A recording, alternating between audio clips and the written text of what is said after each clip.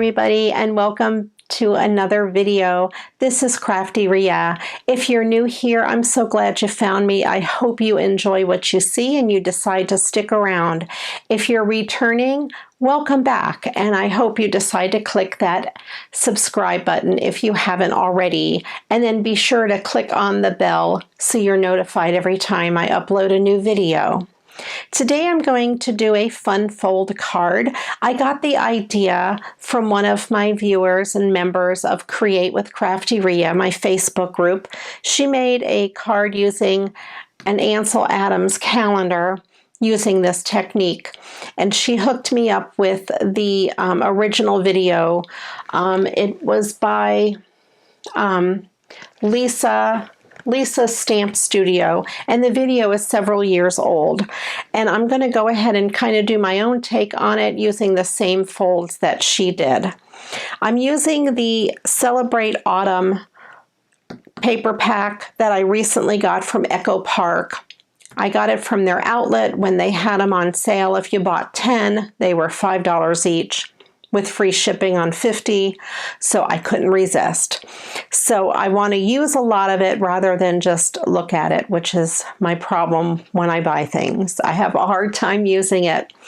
And if you are my BFF Valerie, you know what I'm talking about. It's so hard for me to cut the paper, and here I am, I'm cutting the paper. Okay, this set is gorgeous. It has all of these wonderful papers in it. It has this great sticker sheet.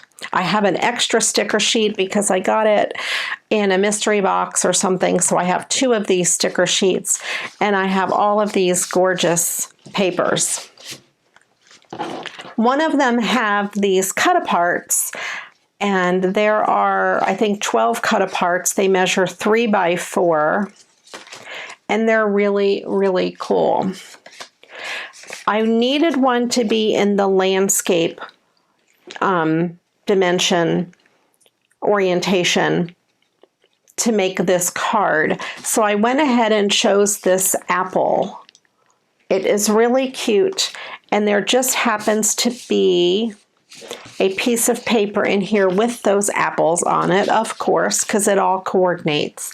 And I thought I would use this to make my card. I went ahead and cut everything ahead of time so I didn't have to bore you with it and you didn't have to listen to my crazy paper trimmer. So I'm going to set this aside. Try not to break anything in my craft room here.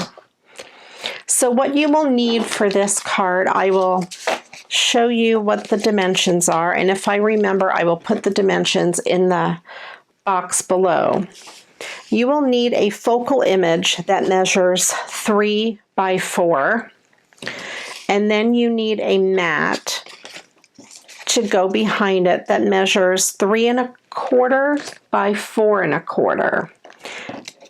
So I have that. I thought that green paper matched the leaves in the apples perfectly.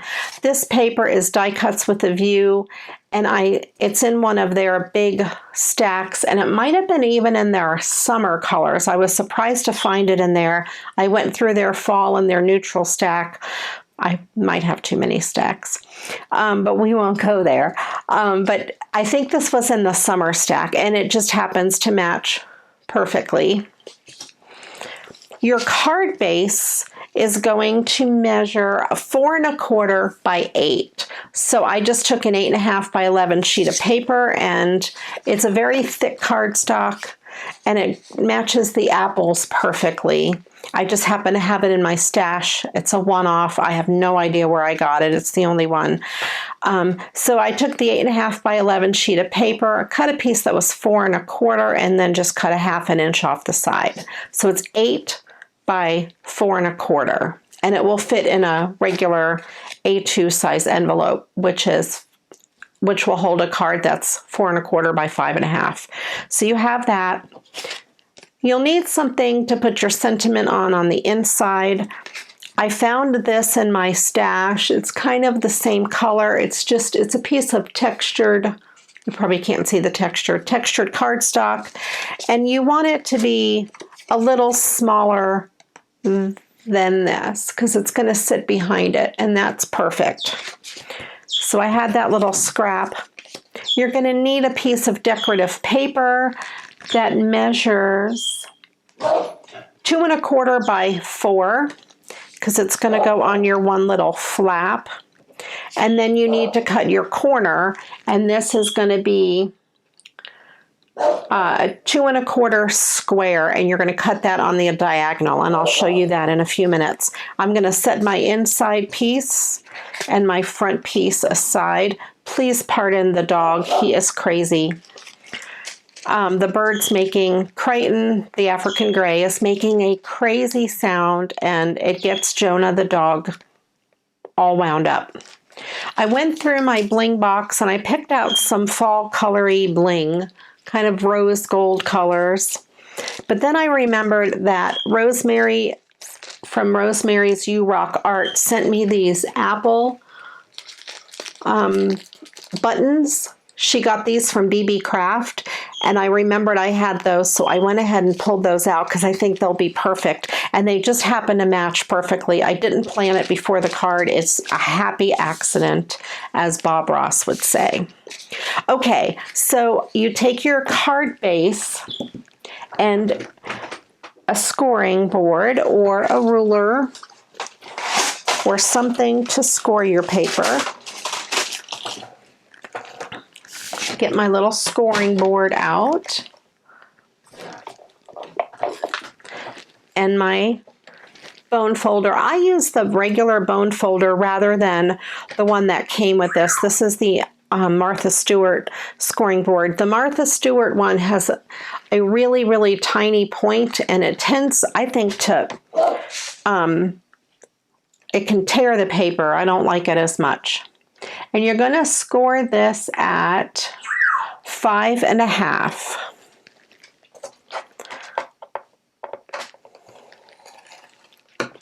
I'm going to score it twice just because it's very heavy. So you have your score there at 5 1/2, and then that's going to give you your base of your card, which is going to be 5 1/2 by 4 1/4. That's where that comes from. And since I scored it on this side, I'm going to flip it over and fold it back. And it really makes a difference with this nice, thick cardstock. You can see it doesn't crack the cardstock at all. It does a really good job. I'm going to give it a nice, good burnish down. So this is going to be the card base. And this piece of pattern paper is going to go on that front flap like that. I wanted to fold it over to show you. Now, when Lisa did hers, she did stamping on it. She made hers really beautiful, but today I'm letting the paper do the work. I'm going to go ahead and adhere this to the flap, so I'm just going to put some adhesive on the back of this. And you'll see it all come together as we go.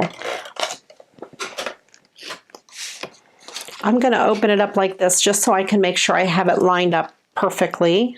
I hold the two corners like that. I have my fingers right underneath so it's not touching the paper behind it yet.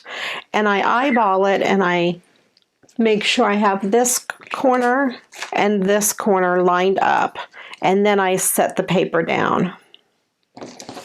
That's how I get my paper centered really good. So there you have that piece, and that is essentially the front of your card. And then you need to make your corner. So this is a 2 1/4 square, and I am going to just cut it from corner to corner. I'm going to put it in my paper trimmer, and I'm going to line up each corner right on the blade. And you can use any kind of paper trimmer for this. You can even use a scissor or a ruler and a craft knife. And then you're just going to cut. And then you have one for this card and one for another card if you're making two, or for whatever. And this is going to go right up in that corner, right up there. And I'm going to, you want something, you want to adhere it down with something that is not a very wide adhesive, because this part of the card is going to tuck up underneath that corner. So you want to make sure you give yourself plenty of room. I'm going to go ahead and use some art glitter glue on it, and I'm going to just put it on. You have it like that, and you're going to just put it on the two ends, the two edges, and just a real thin line. The only reason I picked the art glitter glue is because over the Elmer's is because I think it does dry just a little bit faster on paper. And then you're going to line it up on the corner of the card.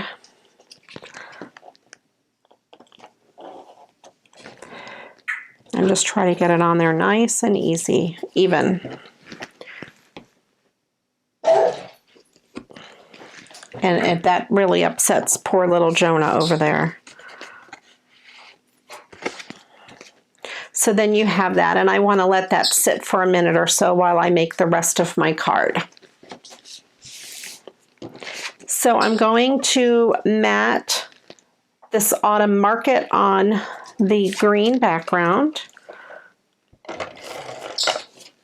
I picked the green just so it would kind of stand out a little bit. And it goes pretty good with the leaves on the apple. And then this is going to go on here like this, and it will tuck into there. That's how it's going to look when your card is closed. Now what I want to do for this, I'm going to add a little glue under this corner because I didn't get the adhesive very close to the edge. And I don't want that to kind of get hung up in the card. I want that corner to be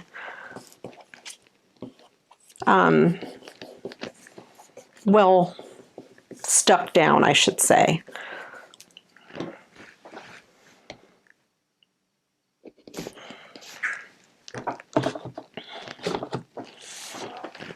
Okay, then you're going to kind of eyeball it on here where you want it to be centered. I'm going to go ahead and turn it over, and I'm going to mark with my pencil where I want to put my glue. I want it to be, you know, centered in the card pretty well. And I'm just going to make a little mark. It'll be on the back and nobody's going to see. And I just want to put my adhesive from that edge over.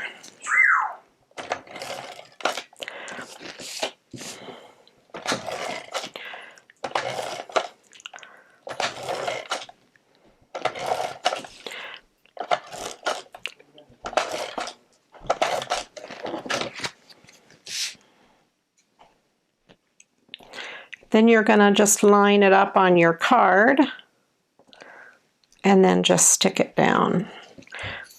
You want to make sure you don't have any adhesive there, otherwise it'll stick it closed. And that is mostly the base of your card. When you close it, it will be like that. So for the inside, you'll want to put this so you can write, you can pretty much know where you're going to write your sentiment.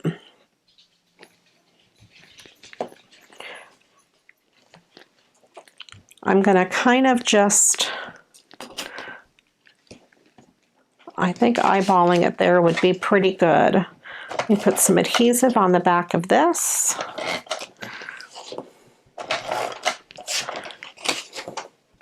I should have put this on before I put the corner on the card.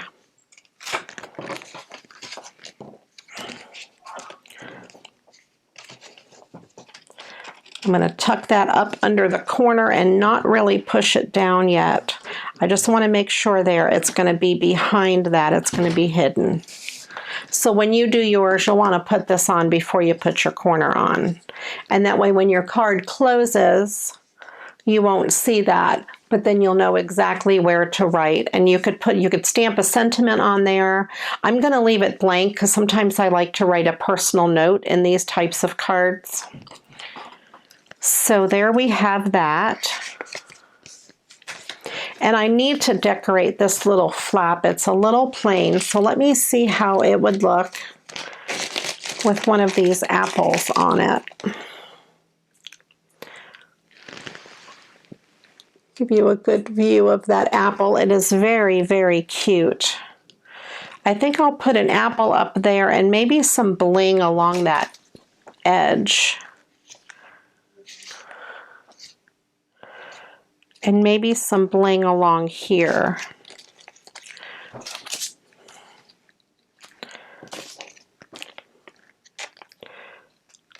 I have this piece of bling, and I'm just going to stick this bling along the corner of that card.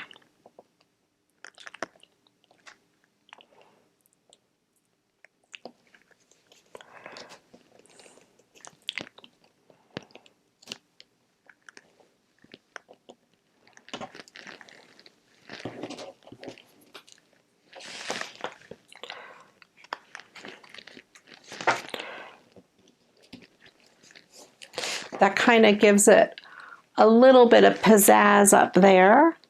And I can stick that apple there as well. Let me see if I want some bling. Maybe right down this side here.